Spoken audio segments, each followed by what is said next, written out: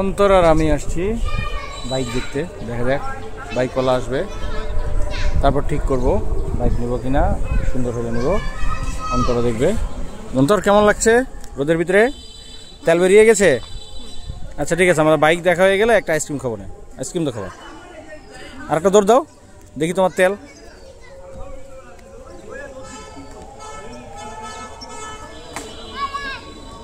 বাচ্চারা অন্যান্য ছেলেপেলেরা আছে এখানে, সেই হিসেবে এইরকম